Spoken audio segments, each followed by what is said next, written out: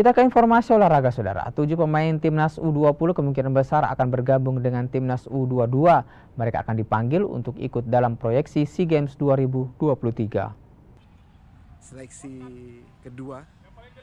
Meski gagal tampil di Piala Dunia U20, namun sejumlah pemain timnas bisa bernafas lega. Mereka akan dipanggil untuk memperkuat timnas U22 yang akan bertanding di SEA Games 2023 mendatang.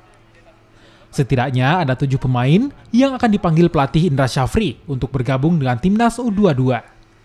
Mereka akan jalani pemusatan latihan di Jakarta. Rencananya, para pemain timnas U20 akan ikut bergabung setelah kondisi mental mereka kembali usai gagal tampil di Piala Dunia U20.